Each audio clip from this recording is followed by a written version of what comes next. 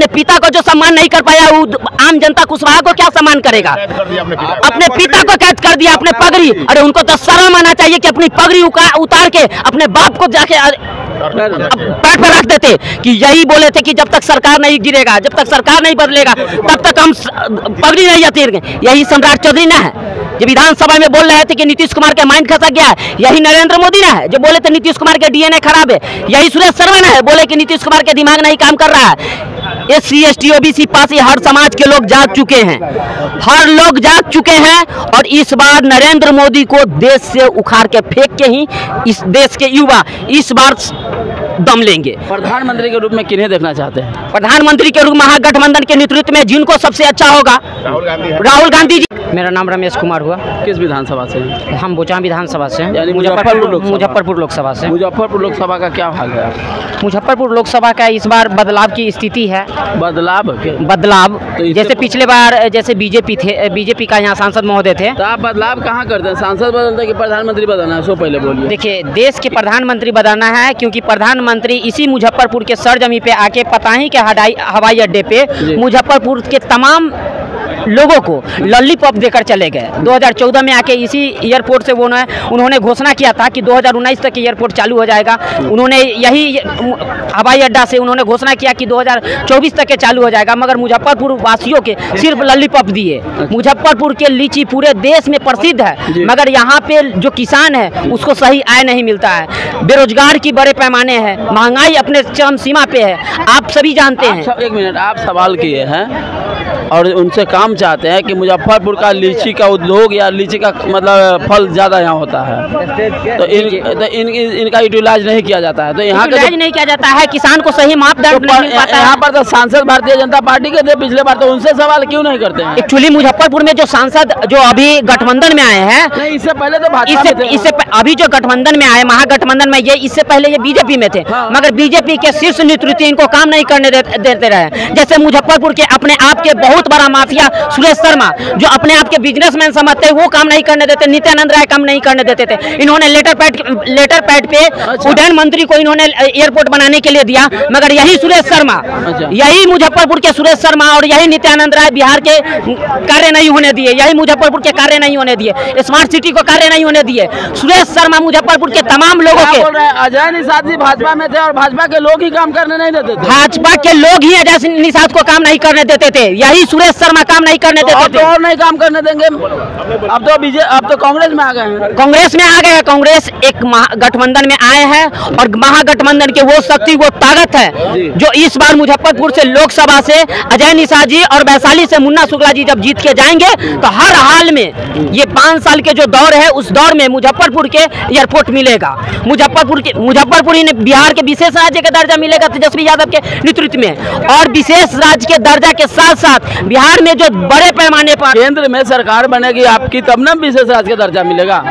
केंद्र में हर हाल में सरकार बनेगी। कैसे बनेगा सरकार? केंद्र में हर हाल में बिहार के नेतृत्व से केंद्र में हर हाल में सरकार बनेगा, क्योंकि बिहार ही नहीं पूरे देश के युवा जाग चुका है। जिस प्रकार से 2014 में नरेंद्र मोदी के लहर था, उसी प्रकार से तेजस्वी यादव और राहुल गांधी का पूरे देश में बड़े पैमाने पर एक आंधी और तूफान लेकर आया है। इतने चरम सीमा गर्मी में भी आज मुजफ्फरपुर के तमाम जगह जाम हो चुका है, सिर्फ इसलिए क्योंकि ये देश को, संविधान को बचाने के लिए एक मत, नहीं तो यही नरेंद्र मोदी है जो कहीं संविधान बदलने की बात करते हैं। आप सभी न्यूज मीडिया से माध्यम से कहते हैं देश के 50% नहीं 70% न्यूज के मीडिया बिक चुका है। अच्छा। जो आर्मी के जवान जो जिंदगी भर नौकरी करते थे, उनको 22 साल के लिए कर दिया गया, वही लोग आतंकवाद बनेंगे।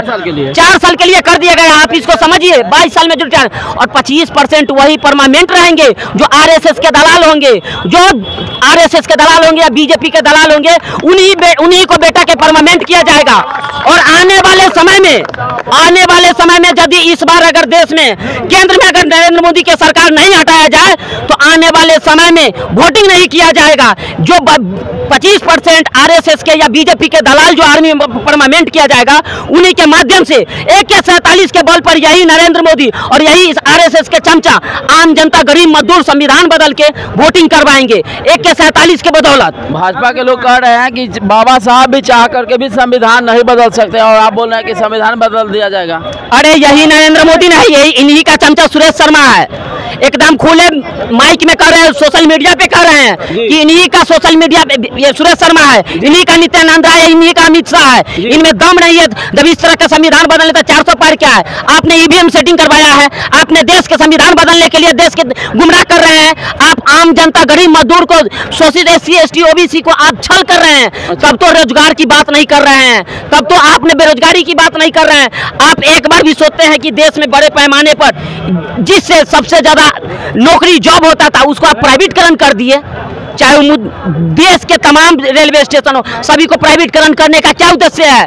क्या उद्देश्य? हम यही जानना चाहते हैं कि उद्देश्य यही है कि देश के सबसे उद्योगपति मुकेश अंबानी उसको हाथ में दे दिया जाए, SC ST OBC का आरक्षण खत्म कर दिया जाए। संविधान में जो प्रोटोकॉल है आर्टिकल 362D कहता है कि देश के हर नागरिक को अपना अधिकार है बोलने का, समझने का और अपना बात रखने का। बोल तो रहे हैं मगर इसको बंद करने का पूरा साजिश चल रहा है। बंद करने की साजिश किया जा रहा है कि 400 प्लस होगा तो संविधान के आर्टिकल 50% से ज्यादा बदले जाएंगे और SC ST OBC जो भी है उनको बोलने का हक नहीं रहेगा, वोट गिराने का हक नहीं रहेगा, स्वतंत्र रूप से कहीं बात करने का हक नहीं रहेगा। ये केंद्र की सरकार, ये बिहार ही नहीं पूरे देश में बीजेपी की सरकार इस उतावला पे अड़े हुए हैं। यही हमारे देश के असली मुद्दा है। इसीलिए पूरे देश के नौजवान, गरीब, मजदूर, शोषित, किसान सभी लोग संघर्ष करके इस बार देश में सरकार बदलने की नीति से और राहुल गांधी के प्रधानमंत्री बनाने की नीति से देश के तमाम राज्य में आज बड़े पैमाने पर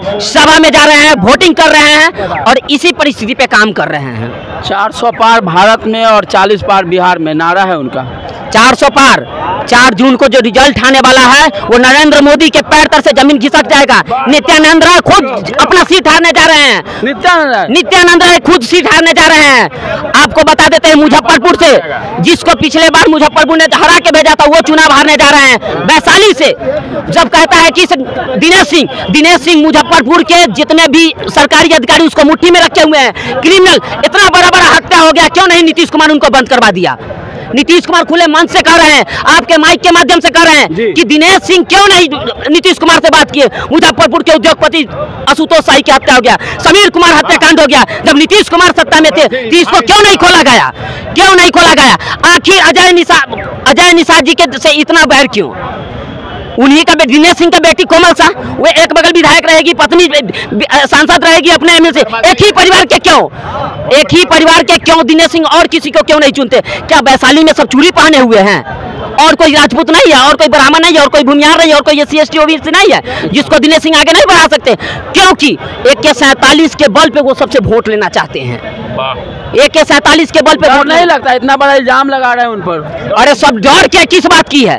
डर किस बात की है? 9 महीना में हर कोई जन्म लिया है, 9 महीना हम भी जन्म लिए हैं। किसी से डरने की बात नहीं है, क्योंकि इस देश का संविधान हमें बोलने और जीने का हक दिया है। इसीलिए मैं किसी से डरता नहीं हूँ, कुशवाहा हूँ, इसीलिए किसी से डरता नहीं हूँ। और इस बार बिहार में महागठबंधन को 80% कुशवाहा का वोट जाएगा। एक आप कुशवाहा हैं, सभी लोगों की बात करते हैं, और एक सम्राट चौधरी जी। सम्राट चौधरी अपने पिताजी से पूछे, उनको पिताजी को सम्मान करता, यही RJD उनको सम्मान दिया था। अपने पिता को जो सम्मान नहीं कर पाया, वो आम जनता कुशवाहा को क्या सम्मान करेगा? अपने पिता को कैद कर दिया, अपने पगड़ी। अरे उनको तो शर्म आना चाहिए कि अपनी पगड़ी उतार के अपने बाप को जाके पैर पे रख देते कि यही बोले थे कि जब तक सरकार नहीं गिरेगा, जब तक सरकार नहीं बदलेगा, तब तक हम पगड़ी नहीं उतारेंगे। यही सम्राट चौधरी ना है जो विधानसभा में बोल रहे थे कि नीतीश कुमार के माइंड खसक गया है? यही नरेंद्र मोदी ना है जो बोले थे नीतीश कुमार के DNA खराब है? यही सुरेश शर्मा ना है बोले कि नीतीश कुमार के दिमाग नहीं काम कर रहा है? SC ST OBC पास हर समाज के लोग जाग चुके हैं, हर लोग जाग चुके हैं। और इस बार नरेंद्र मोदी को देश से उखाड़ के फेंक के ही इस देश के युवा इस बार दम लेंगे। प्रधानमंत्री के रूप में किन्हें देखना चाहते हैं? प्रधानमंत्री के रूप में महागठबंधन के नेतृत्व में जिनको सबसे अच्छा होगा, राहुल गांधी जी।